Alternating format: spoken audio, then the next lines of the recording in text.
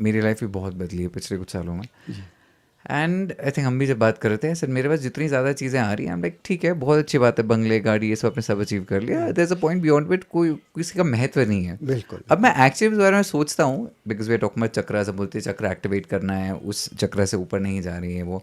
अब दो लोग हैं, बोलने का नज़रिया अलग हो सकता है, पर एक्चुअली वो कर एक ही नहीं। तो अगर आप 19-20 साल के लड़के हैं, आप घर पे बैठे हैं, आप कुछ नहीं कर रहे हैं, आपको काम नहीं करना, आपकी मम्मी आपको डांट रही है, तुम निकम्मे हो, तुम ये कर रहे हो, वो कर रहे हो, तुम्हारा एम्बिशन, तो कुछ नहीं चाहते हो, उस बंदे को हम लूजर बोलते हैं, जो बोलते हैं मुझे कुछ नहीं चाहिए, मुझे सिर्फ खुश रहना है। जी। आप सब कुछ प्राप्त करने के बाद जब योगी बन जाते हो, आप सेम परिस्थिति पे आते हैं, बोलते हैं मुझे कुछ नहीं चाहिए, मुझे शांति चाहिए, मुझे अकेला रहना है। जी। अब फिर मुझे उसमें भी ऐसा लगता है कि पर उसका डिफरेंस है कि आप अचीवमेंट करने के बाद जब चीज़ों को त्यागते हैं, फिर उसमें ग्रेटफुलनेस, फिर उसमें देयर इज सम ग्रेटनेस। जी।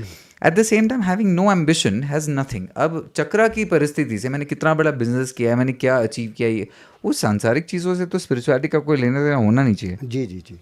पर है। नहीं, सांसारिक चीज़ों का तो कोई उससे लेना देना नहीं है, लेकिन जब आपके चक्र बैलेंसिंग हो जाते हैं, राइट फ्रिक्वेंसी पे आ जाते हैं और आपके चैनल्स ओपन हो जाते हैं, आपकी एनर्जी एक से दूसरे में जाती है, तो जो हमारे 7 चक्रास हैं, इनकी प्रोग्रामिंग भी अलग अलग है। जैसे हम सबसे पहले मूलाधार में गए तो वहाँ की प्रोग्रामिंग अलग है, फिर स्वादिष्ठान में आई अलग है, फिर उसके बाद हृदय चक्र में आई अलग है, फिर ऊपर आई अलग है, उसके बाद त्रिनेत्र में आई अलग है, सहस्त्रार में आई अलग है। लेकिन चक्र में जिस भी चक्र पे हमारी एनर्जी जाती है वो हमारी माइंड की सोच को बदलती है। जैसे आपने बहुत अच्छी बात की, अभी आपने ये कहा कि भाई क्या इन सब का इससे लेना देना है या नहीं। इनका इससे लेना देना है, क्योंकि हम सांसारिक प्राणी हैं और ये जो प्लेनेट है इसकी प्रोग्रामिंग इस तरह से हुई है कि यहाँ कोई भी काम संबंधों के बिना नहीं चलता। माँ बाप के बीच में एक रिलेशन नहीं है तो दोनों के बीच में अनबन है तो घर खराब हो जाता है। पति पत्नी के बीच संबंध नहीं अच्छे से चल रहा है, घर खराब हो जाता है। तो यहाँ अगर मेरे पास ये पूरा संसार पैसे से चलता है, मेरी कोई भी ग्रीड है, मेरी कोई भी ज़रूरत है, मुझे कुछ भी आगे फ्लवरिश करना है तो मुझे पैसे की ज़रूरत है। अब ये शरीर है, ये छोटा सा था, नन्हा सा था, बच्चा था, ये आज इतना बड़ा हो गया। तो बड़ा क्यों हुआ? क्योंकि इसको भोजन की नीड थी, भोजन के द्वारा बड़ा हुआ। तो भोजन कहाँ से आएगा? भोजन पैसे से आएगा। शरीर को भोजन की नीड है तो मेरे को उससे पैदा करना। तो ये सब की तो नीड है, ये सब ज़रूरत है।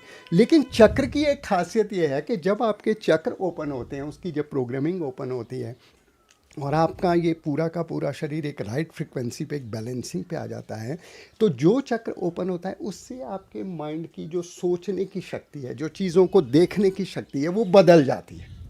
जैसे कि पैसे की इस संसार में सबसे ज़्यादा ज़रूरत है, पैसे के बिना कुछ नहीं चलता।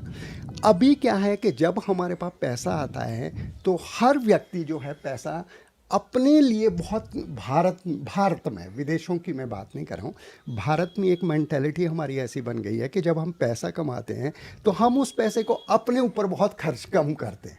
हम उस पैसे को क्या करते हैं कि मेरा बच्चा कितना ही काम करने वाला क्यों नहीं है, कितना एक्टिव क्यों नहीं है, कितना अच्छा क्यों नहीं कर रहा। मेरे को ये लगा रहता कि यार मेरे बाद ये भूखे मरेगा बुरी तरह से, इसलिए कुछ रख लूँ, नहीं तो इनके बस का नहीं है कि ये प्रॉपर्टी को चला पाएंगे।